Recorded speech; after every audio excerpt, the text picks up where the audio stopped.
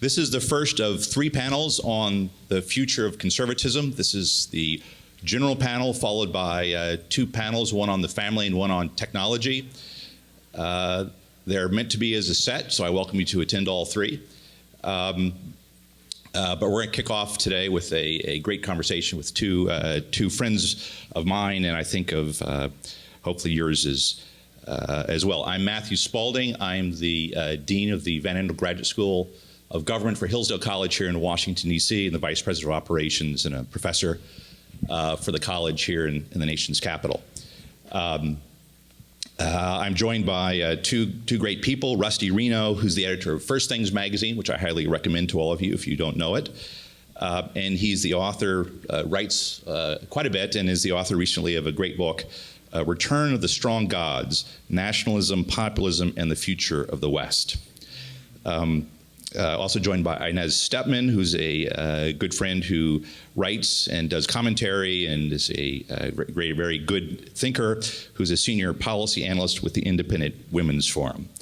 The premise we're working on here, hopefully and going into the next 2 panels, is that things have changed in our politics, for good or for ill, whether you like it or not. The 2016 election elected Donald Trump, and he effectively did what I like to call is kind of ripped the Band-Aid off, which is to say that, again, setting aside him for a moment, what I'm interested in the question is what it's revealed about us and how we think about things, suggesting to me at least that he made apparent, or at least suggested, at least for us to discuss, that the conservatism as we understood it, the conservatism that grows out of the 1950s and 1960s throughout the 80s and 90s, had perhaps become less than it was previously, and that the old fusionism that we associate with a set of agreements by which libertarians and traditionalists and national security experts all kind of work together for a common practical objective doesn't seem to be holding together. We now have all sorts of groups, different types of conservatism. It's actually hard to keep up with the flavors nowadays. I'm less interested in the particulars about this candidate or that candidate. I think it's interesting that in this period, which I like to think of as almost open field politics, the question is, how are we doing as conservatives, as thinkers? Are we ready to think through hard practical questions in a way that perhaps we hadn't and haven't been forced to in some time? The threats we face are different, both in our culture, in the world. Economics is different, technology is different, across the board. Strikes me that this is actually an extremely fruitful time to think about and go back to and assess what are the core things behind our thinking that could be the basis perhaps for a new type of fusionism, or perhaps I might suggest a better type of fusionism, more grounded in a way that would allow us to have the kind of debates we need to have today about practical things, about political things, and, as we see from the title above me, about some larger regime questions about who we are and what kind of nation are we, about being faced with this question of socialism or Americanism or what that might be. So there are plenty of things to discuss here. And what I'd like to do is maybe just kind of start off generally to thoughts on what I just laid out in terms of how we get going. And then I've got lots of questions for both of you as we have our conversation. We'll talk for a while, and then we'll take some questions from the audience. So, great. Would you like to address some of those things? Am I far off here? Have I missed the point? I think we're at a time of axial change on the American right, not readjustment.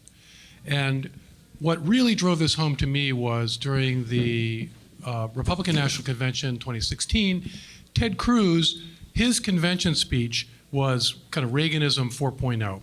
He must have used the word freedom 100 times in his speech.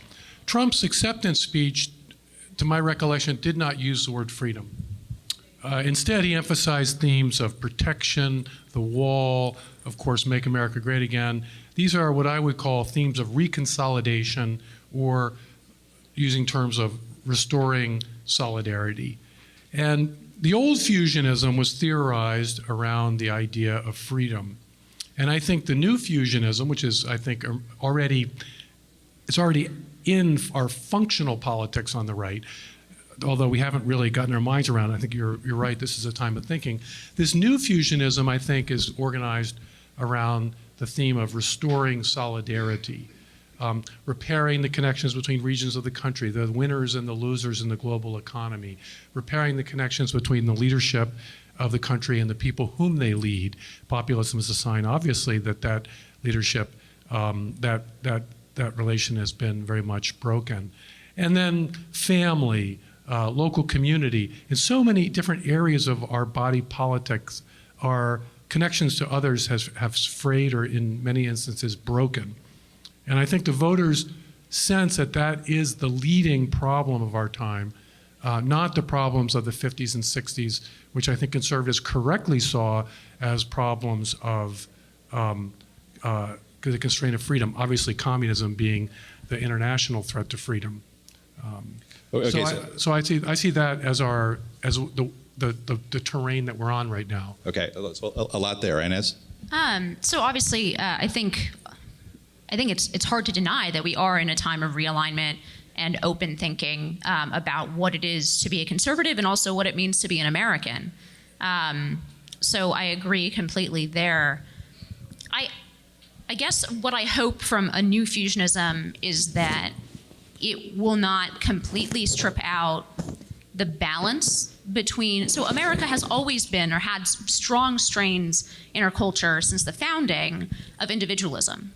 And so I actually think that there have been plenty of different balances between community and individualism. Of course, Tocqueville wrote famously about America as having a robust civil society and robust communal ties despite being individualistic, having a more individualistic culture than most European countries.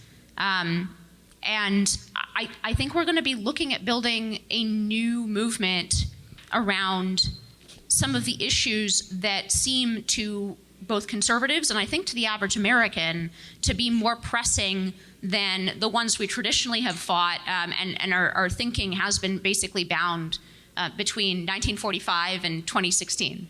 Right? I think that in the history books, they're going to write about that as an era as coming to a close in 2016 with the election of Trump.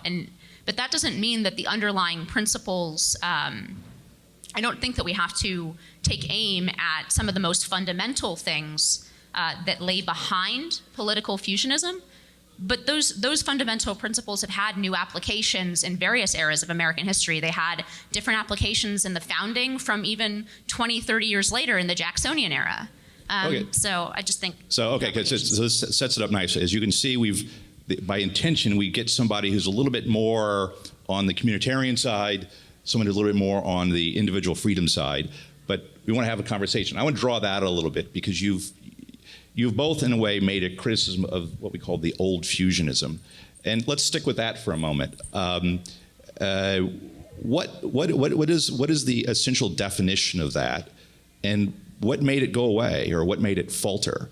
The very term fusion suggests that there's something contradictory that doesn't naturally go together that needs to be fused. Yeah, I mean, Frank Meyer's book, 1962, you had coming out of World War II, you had 70% of American industrial production was controlled by federal planners for the war effort. During the New Deal and during the war, Democratic administration, the Roosevelt administration, had built a state of unprecedented size and scope. It was natural that people on the right would make as a priority deregulating the economy and releasing the creative and innovative potential of the capitalist system. That was one strand. Second strand, anti-communism and a strong United States military in response. The third strand, what I would call a faith, family, and flag social conservatism. And those were the three prongs or legs of the fusionist stool. And in practical politics, you don't need to have a theory about how things come together. But when you get intellectuals in a room, you often need to give an account of how we can all cooperate, or how our actual cooperation at the polls actually makes sense. And Meyer theorized all of these as promoting freedom, the free economy, defending the free world. But the problem was social conservatives, because social conservatives believe in the authority of moral truth and the necessary of obedience to it. And so what Meyer said was, in a society of coercion, virtuous behavior is not virtue at all, it's mere conformism. So true virtue requires a culture of freedom. And so as John Milton said, virtue untried is blank, not pure, in the Areopagitica. It was always kind of a wobbly kind of justification for including social conservatives, but there's an element of truth to it, and it certainly worked as a practical matter up and through, I think, it was already starting to come apart in 2000, and I think 9/11 masked a lot of realities in our political culture. But things changed. One, the Soviet Union collapsed, and the anti-communism became less salient, and it got replaced by a kind of end-of-history utopianism, where we're going to bring freedom to the entire world, right, as George W. Bush said in 2004. The free market side of things also changed, which is that capitalism largely triumphed globally, and we live in a society that's not, in fact, clotted by regulation, by economic control by governments. In fact, we live in an economy where the largest actors in the global economy are increasingly free from government control of any sort. I mean, Silicon Valley, globalized capital flows, and so on and so forth. And then the family flag and faith social conservatism feels itself under much greater assault from the elite culture, right, certainly than it felt in the 1950s and 60s. So recognizing that,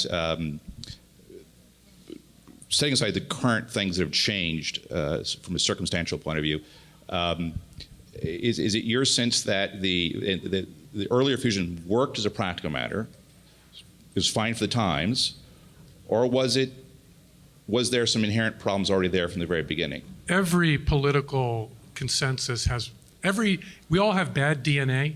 Right. Nobody's got a perfect genetic code, and at a certain point, that bad DNA can express itself.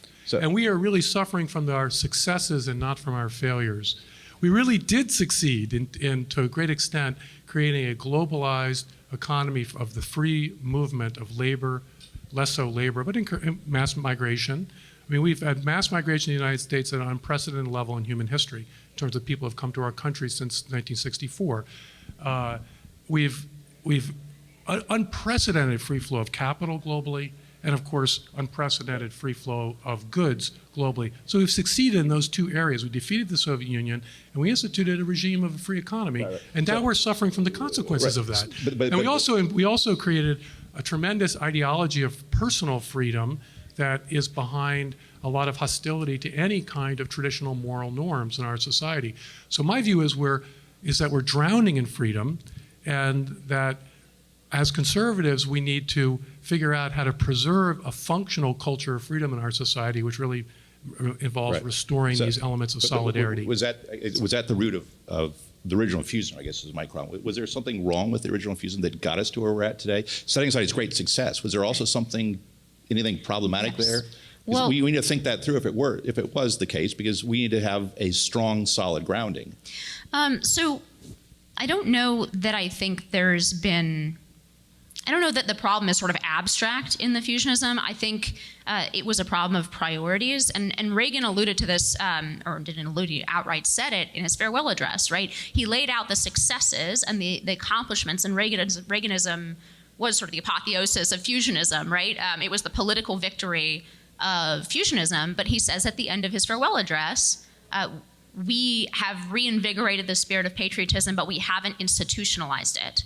And he talks about how, when he was growing up, you got this sense of American patriotism and the basic principles, I think, that American conservatives are trying to reinvigorate and reinstitutionalize, he said, okay, you got it from your family, first of all. But if you didn't get it from your family, you got it from the public school. And if you, for some reason, the public school was terrible, you got it from Hollywood and from pop culture. This idea of American pride, of what's great about America. And he said that is disappearing. But his solution was have a conversation about it at your dinner table. That solution, I think, if that is the solution that fusionism can give to the current cultural moment that we find ourselves in, I think that's lacking, right? Because that does not seem to me to be an adequate answer to the fact that leftism seems to have taken over every major institution from K-12 to the universities to Fortune 500 companies, right?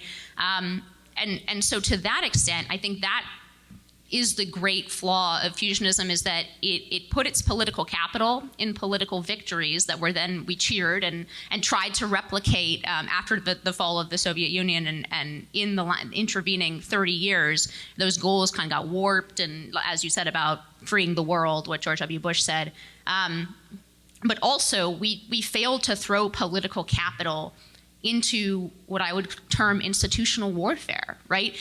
We have institutions, the left lost in politics in the 1980s, but they won all of the cultural institutions overwhelmingly.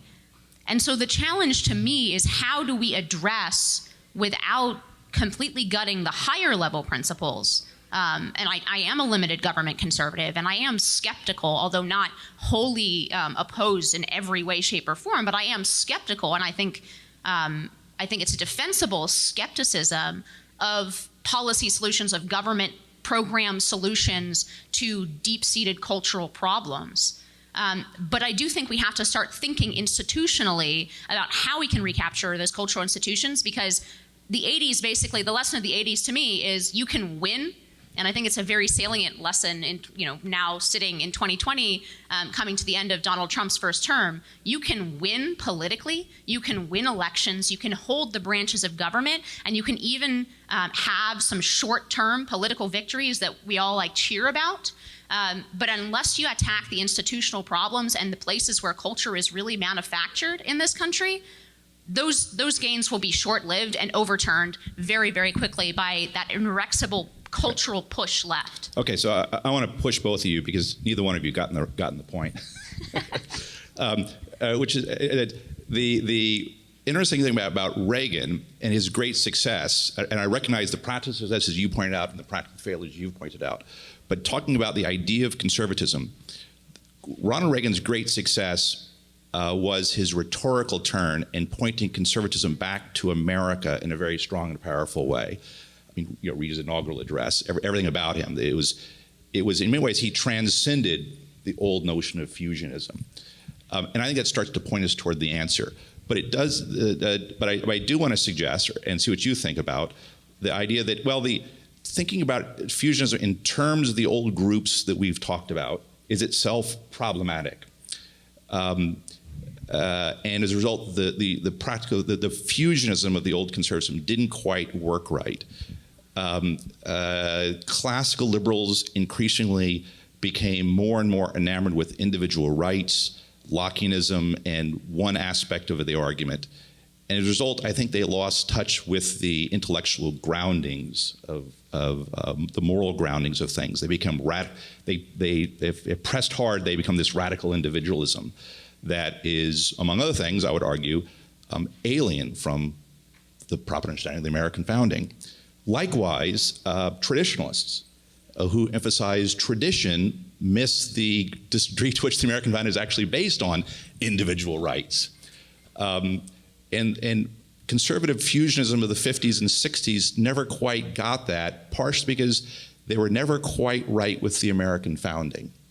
And so today, we see coming out all around us, those from a culture point of view side, they want to criticize the founding because it's the root of Lockeanism and radical individualism, and therefore it's bad. Friends of ours like Patrick Denis.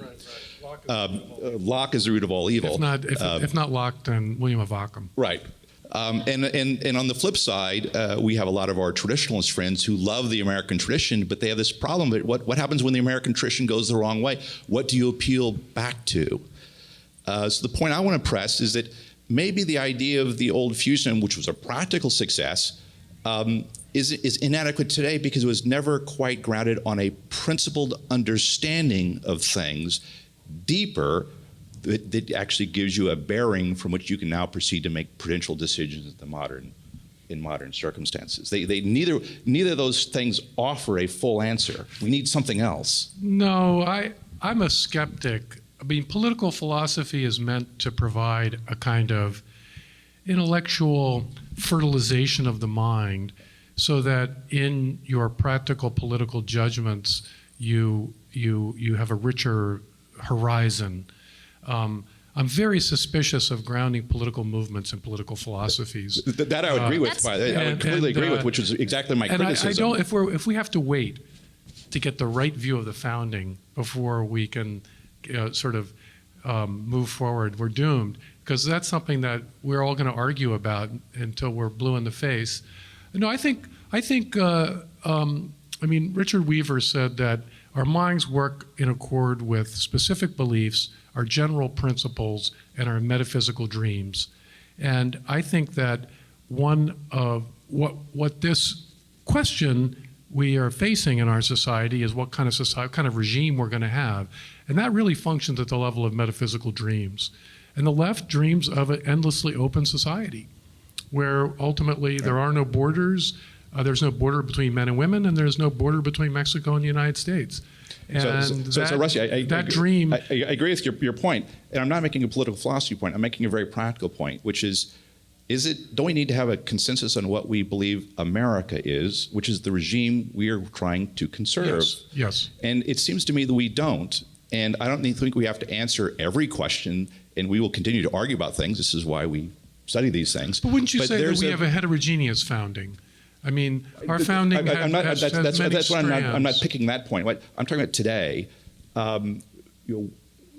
Conservatives need to agree on what we are conserving. And the interesting thing about America is that it's not radically Lockean in the way I think it's perceived to be. And it's not merely tradition. It made an argument that was both principled and very practical. Think of the Declaration and the Constitution. Is that not something we could build a better fusionism based on? Well, so I think you're right. America has a founding date, right? That's actually a really unusual thing. To the extent that it is not a now, of course, Nicole Hannah-Jones disputes this. Now it's 1619. When was Germany founded? Well, I think we're founded in 1776, 1787, and 1865 at Appomattox. We've had lots of foundings. We got refounded yet again in the Wilson administration. But the point I was trying to make is that America is not purely the traditional evolution of a culture and a people. It is an intentional founding. It was an intentional founding, and trying to write that out of what it means to be an American, to me, it is an irony of nationalisms, or the nationalisms we're seeing rising around the world, is that some want to homogenize them. If there's anything about nationalism, it should point to the specific tradition of the actual country that it's in. And in the case of America, I do think there is some tension with an intentional founding. I think there's content there. I don't think it's merely the development, the natural organic development, a sort of Kirkian development. That doesn't mean that we don't have a culture, and that the specific culture that the founding was born out of didn't have an enormous influence. But there is a starting point and intellectual content there. And I think as American conservatives, we should be referencing. If we're not referencing back to the founding, then I don't see what makes American conservatism either American or conservative. Rusty, would you agree with that, or not like that? Is that? I mean, I love the founding, and I think piety towards one's heritage is an central conservative sentiment, and it often distinguishes. I think progressives are loyal to the future, and I think conservatives want to be loyal to the past, and I think that's an important difference. It's just the past. The past is many things. And it's a conversation, not a demonstration. And in that sense, In our tradition, the Massachusetts Bay Colony looms large, very large in our mythology in a way that Jamestown and the founding of Virginia doesn't, for obvious historic reasons, or for that matter, Philadelphia. So, I think I think it's our duty as conservatives to return and sift through our inheritance to discern what it is in our inheritance that's best able to meet the challenges of our times, rather than engage in an abstract argument about what the essence of our country was 225 years ago, and then mechanically apply it to our present moment. So I would agree with that, but I mean, I'll make a practical observation, because I'm actually trying to make a practical argument here, not an abstract one. Every important turning point election in American history, every realignment of American politics has been based on an appeal by a national campaign that's a fight over the definition of America. And what modern liberalism is about, read Obama's second inaugural, is a reclaiming of what the principles of the founding are. And if we cannot make an argument together in a way that forms a consensus about what that is and be able to conduct our politics around it, whether we agree on which date the founding, right, the particulars, fine, then it strikes me that we have a very weakened political coalition. And my reference to Reagan was that. He understood that. Left, though. Obama will probably be the last Democratic president. I mean, unless Joe Biden somehow, wins the election and sort of stretches out the old era for one more term, I think Obama will be the last person to cover, right? That's what Wilson did. That's what FDR did. They cloaked their progressive and left ideas in a gloss of the founding and made them a little more palatable to America because of that. They Americanized those ideas. I don't see the new left as doing that anymore. They outright reject. It's open. They're saying the quiet part out loud. They think that America was founded in 1619, right? So that just emphasizes my point all the more. If conservatives can't find a way to agree that this is the thing, this is the political expression of our fusion is a practical argument. It was always a practical argument. What's the thing? Question for you. What is it that holds us together anymore? We the people. Right? It's got to be something tied to our particular place, our regime, and it's got to have some sort of principled grounding that we can actually agree is somehow intellectually defendable. I've been at fora, and I say that a country has to be united in a shared love. I mean, that's what makes a country, and we the people of the United States of America. What is our peoplehood grounded in? It's grounded in something that we share together, a love we share together. And at a forum, somebody said, well, I don't think there's anything Americans really share anymore.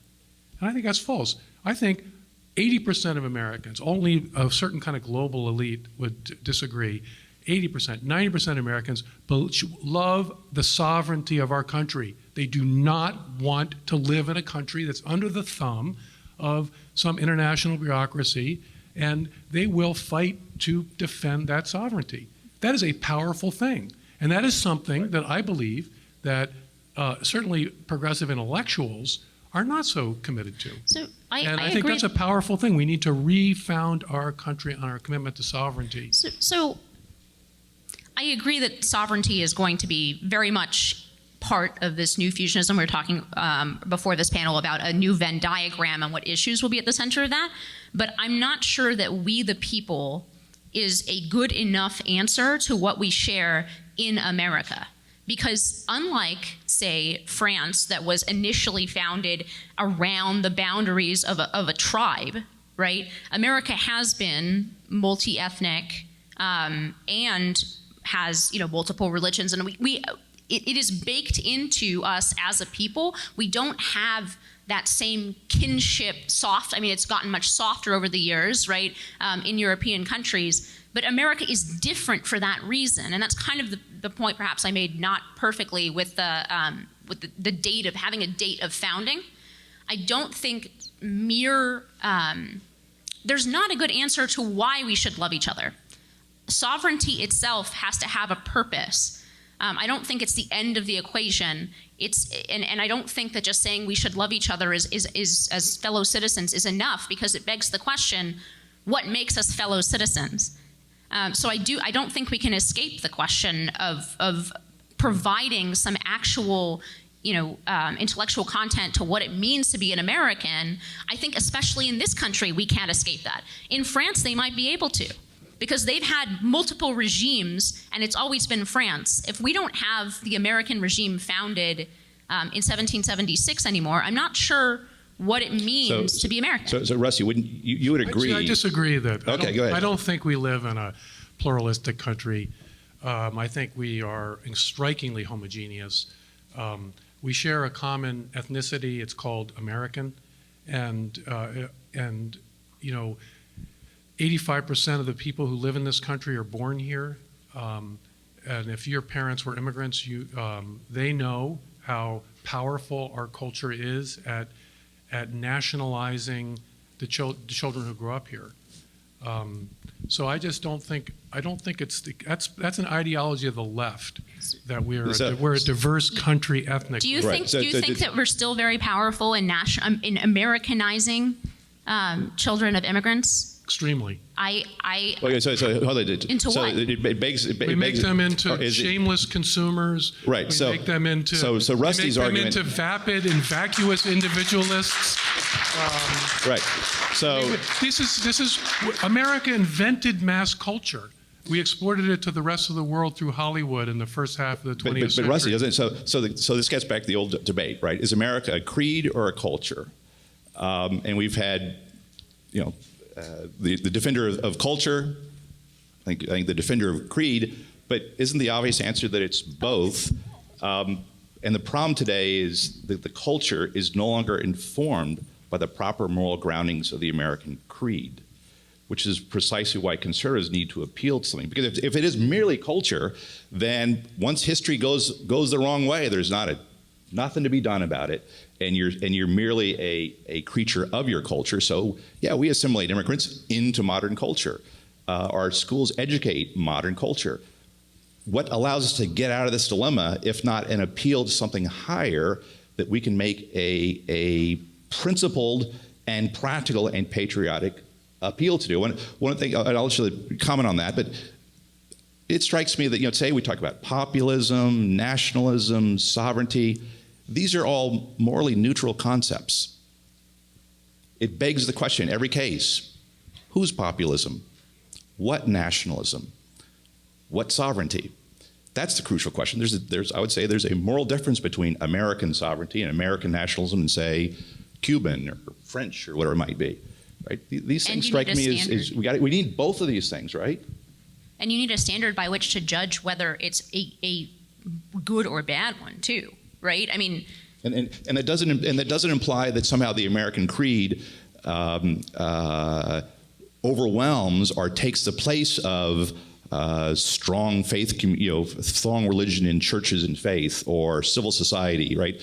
Which the American creed is also of limited government, but it's grounded on a moral claim of human equality. I mean, how can we do without that in a way that controls where this culture is going or even has something to say with it? Otherwise, you're just merely going down the path of history that Bill Clinton and Obama and Bernie Sanders want to take us on. Well, I mean, there's obviously arguments to be had about equality and so on, but I want to go back to sovereignty. I think people don't realize that this is actually a very distinctive American, maybe Anglo-American commitment. I think the Danes and the Finns and so on accept the fact, or the Hungarians accept the fact that they have to live under the dominion of greater powers. Right. And so the question is, why is that? American, it's not uniquely American, but it's distinctively American to believe that our country should be able to set its own course. And we do not want to be under the thumb of other powers. And that goes back to the Monroe Doctrine, and it predates. Completely agree. Completely. It predates but it doesn't point at course. So why is that, though? We want to be a self-governing. We want to determine our own fate. Why?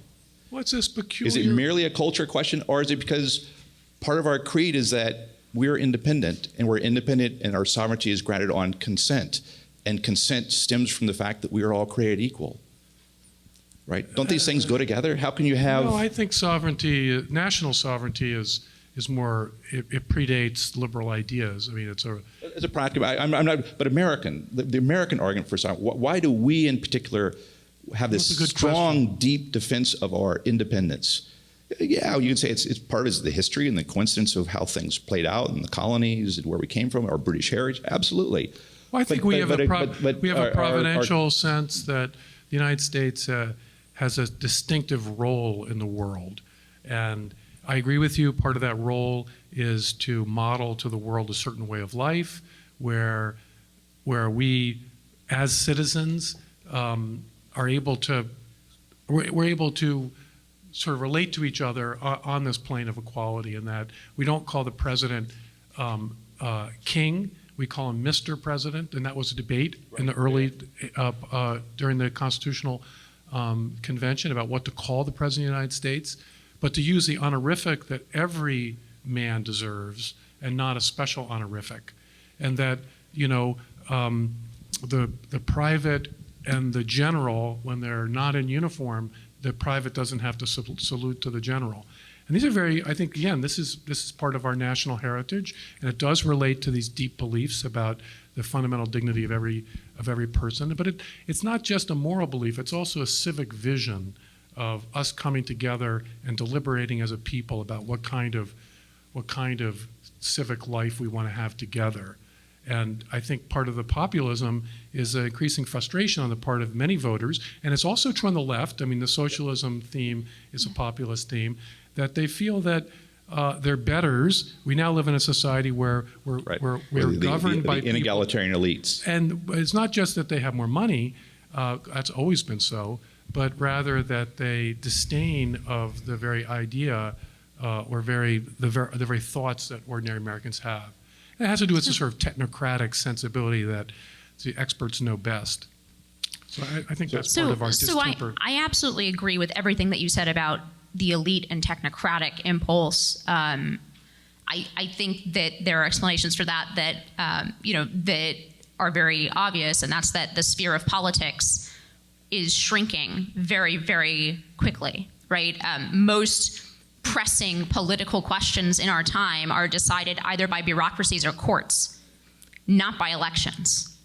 And so I absolutely agree with your formulation of the problem. I still don't think sovereignty itself offers an answer, in the sense that sovereignty gives you the prerequisite, the necessary prerequisite in order to plot your own course, but it won't tell you what course to plot.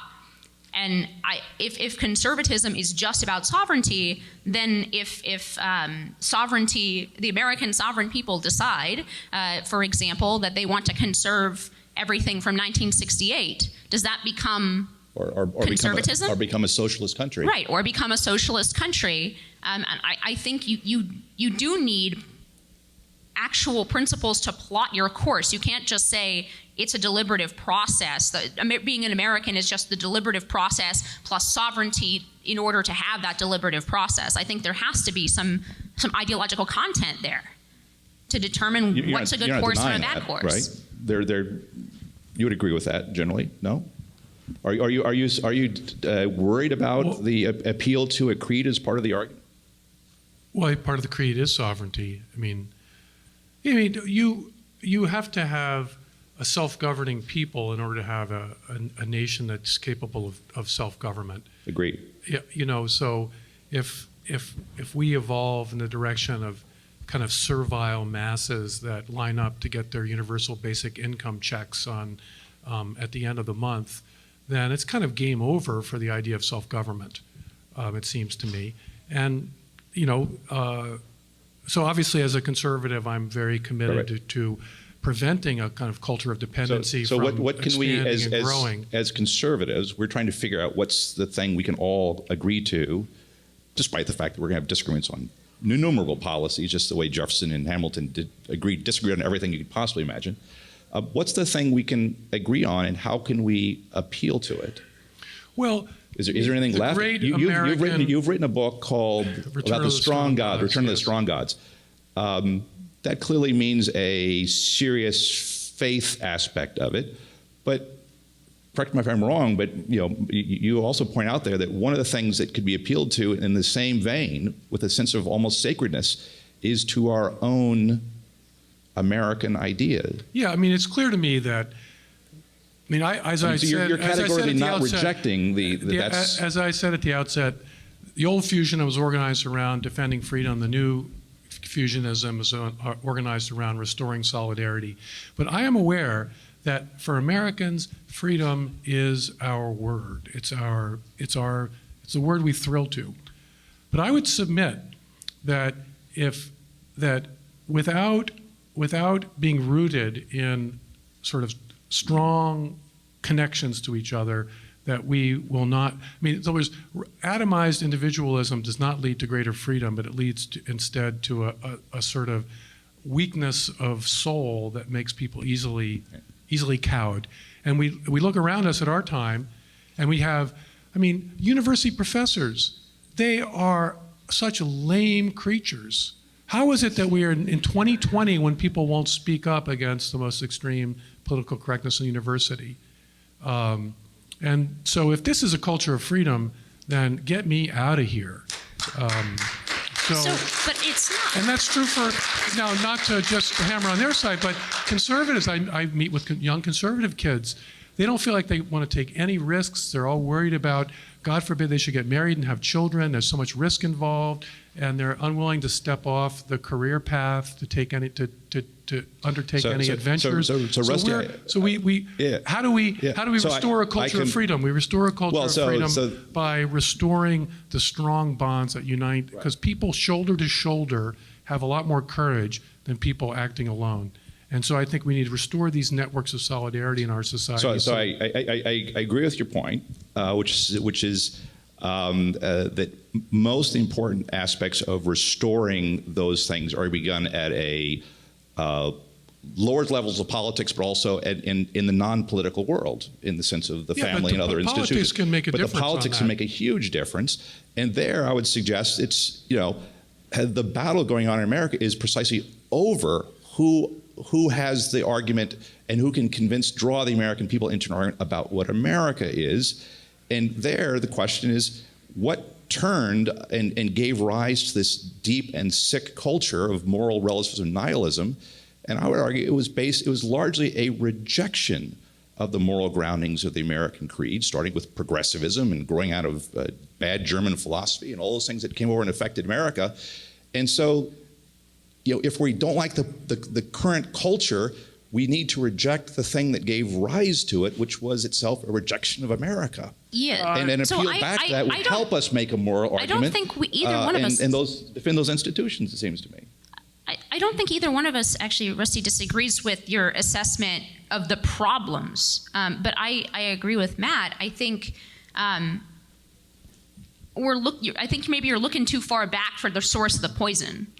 And I think that's why I brought up Reagan's farewell address, because I think the question that is now the most pressing political question to me that's in front of us is, if the answer to institutional takeover by the left that has produced, I would argue, has produced a lot of these cultural trends that seem so noxious to conservatives,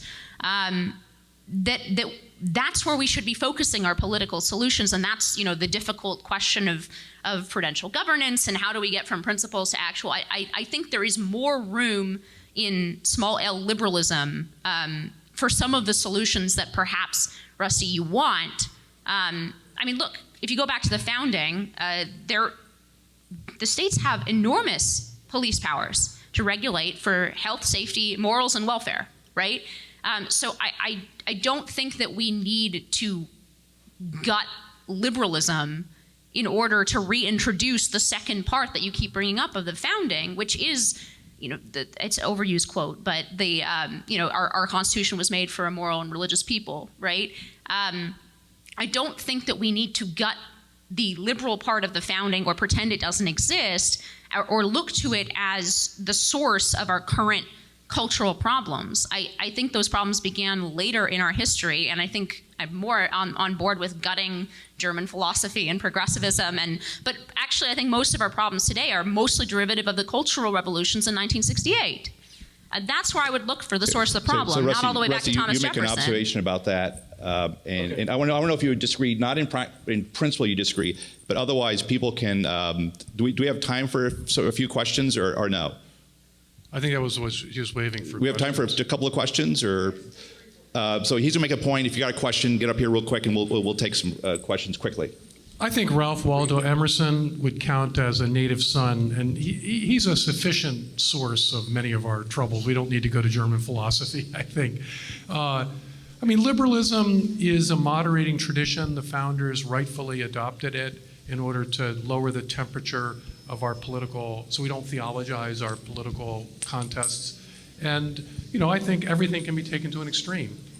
You can have a society that overdoes the collective element, and you can have a society that overdoes the individual element. You can have a society that overdoes the high temperature theology in politics, and you can have a society that overdoes the low temperature classical liberalism. I think we are in the direction where we need to course correct away from overemphasizing individual rights and classical liberalism in order to rebalance in the direction of what I was saying earlier, which is this imperative of restoring solidarity in our country. Okay, so we're going to try to do these quickly, so don't be too long. Just real quick, oh my God, that's loud. Back a little bit, yeah. Okay, do you guys understand the term Overton window? You're all familiar with that term? Okay, so she was mentioning earlier that there are cultural agents such as the university, and I'd even argue this new internet culture and the meme war, as it's called, that are like affecting the Overton window. And I was curious if you guys thought I'm assuming a Trump victory in the presidency, I'm not sure about the houses, but do you think that there's going to be a Overton window that keeps sliding left on like economic issues with this whole socialist deal, or do you think that it's going to spring back to the right? What's your opinions on that going forward? I see the socialism and the right-wing populism as being actually coordinate with each other. I mean, both are rebelling against the sort of liquid world of that emerged in the last 30 years. They want a solid place to stand. I think a conservative wants to create the political and economic conditions where each of us in our families can have a solid place to stand, and the left wants to create a government guarantee that everybody has a solid place to stand. But I see them as basically the same. So the Overton window is moving in the direction of what I call these solidarity themes and away from the freedom themes that were so dominant, I think, for the last 50, 60 years. Let me put it this way. The greatest problem facing our country is not discrimination, but disintegration. And if you believe that that's the case, right, then you have a fundamentally different politics than we were trained to believe were what we should have. It's not deregulating our economy that we need to do, nor is it to deregulate our culture, but rather to reestablish the sort of firm foundations for people to flourish. Hence pushing on this point. This is what we need to figure out. Did you have it? Oh, I think the Overton window on cultural issues is going to continue to go left towards, and I actually think that's a good way to set it out. But I think the cultural window is going to continue to shift towards discrimination, as you aptly put it. And I think the only way for conservatism, any type of conservatism, and I think there is a lot of agreement up here about what we see as the problems for any kind of conservatism to survive going forward in America. I think we have to think institutionally, and we have to apply our political power when we get it in a smart way that actually, so, I'm the limited government person up here. I love tax cuts. I think it's astounding that the Republican Party had power for 2 years and all they got out of it was tax cuts, not gutting the universities by eliminating the student loan program, which would be an actual strike against the left that would be serious. No, we got temporary tax cuts that will be overturned in the next Democratic administration. That's not thinking institutionally, and I don't think we'll win if we continue to think that way. So, the only thing I would add, I don't know if it's an Overton window, but I think the election of Donald Trump in 2016 completely demolished the old understanding of conservatism, and that will not be gone back to. And his great virtue, and I think he actually has many virtues, some vices too. But what his great virtue is, he saw through things and he just broke it all up. Now the question is, how do others? He'll be part of this, but ultimately he's not a realigning president. I think others put it together. I think the possibility of at least political coalition of some sort is a viable option, especially if he defeats a socialist. But these longer term things is a much different and more difficult problem. Mr. Reno, I think you're absolutely correct in identifying 1965 as the landmark year that signaled the onset of mass legal immigration into the United States that has devastated and atomized the American working class, the family unit, and upset political demographics to the point that conservative strongholds like Texas and Georgia are now in play for Democrats. My question is actually to Ms. Stepman. Tucker Carlson has said that capitalism should be an end to human prosperity and strong families rather than an end in itself. How do you evaluate this in regard to how America has changed since 1965? And we'll try to keep our answers relatively briefly so we can hear from the other folks too. Yeah, so I'll give two brief answers to the two separate questions, right? One is on immigration. I actually don't believe this is a totally unprecedented level of immigration. We have had, it is extremely high. It's the same as other large waves in our history. And those were bumpy times. Don't underplay how acrimonious American politics got during these large waves of immigration.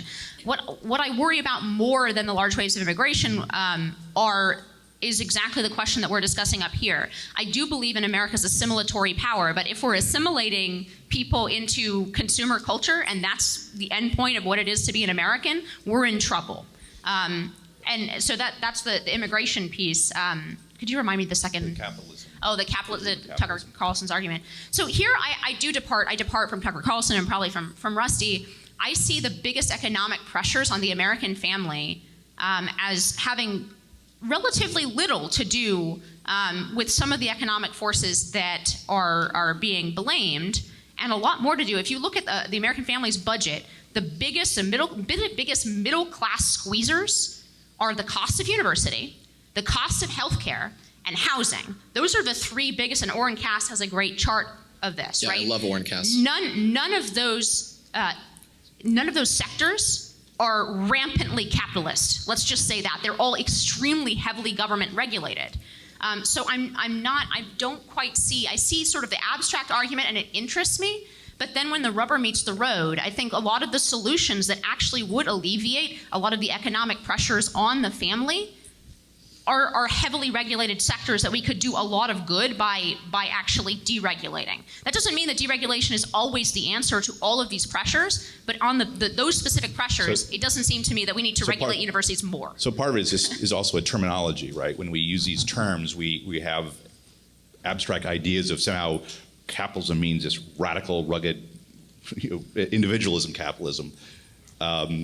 But at the same time, we don't actually have capitalism in that sense today, or even some of the we have an oligarchy. We have kind of a cronyism capitalism. It's a very different thing, so we got to get those right. Thank you. Yes, sir. Hi, thanks. I'm going to try to keep this brief. Going back quickly to the importance of political philosophy, and you mentioned specifically the America's unique emphasis on sovereignty, right? So in the American founding, the Federalist Papers explicitly talks about the importance of the new science of statecraft. And the founding of the Constitution was very much an adoption of English superiority, the idea of the English law being supreme, and then embodying that in a document.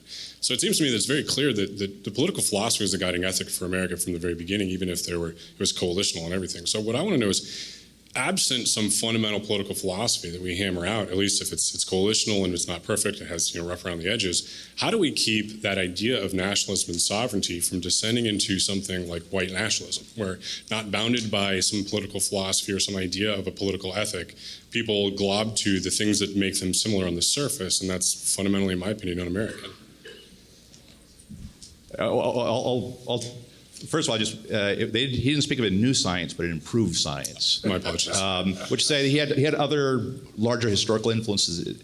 And I agree with your point about political philosophy, although I would make Rusty's point was it's not political philosophy per se. What was beautiful about the American founding was it had political ideas informed by British history and classical thinking, but it was extremely practical in how they went about it. So in that sense, it wasn't an abstract political philosophy. It was a very practical political philosophy, and I think that's my argument. Yeah, you need something like that. You can't have a culture if that culture doesn't have some notion of what is the root and source of truth that can guide our politics and also protect the things that are behind that and that are higher that need to be protected. Would you add to that, or? Okay. I think we're out of time. Unfortunately, we are out of time. We're going to take a break, and then we have a continuing conversation with this about the family. Thank our two speakers, Rusty, Inez. Thank you both for your time.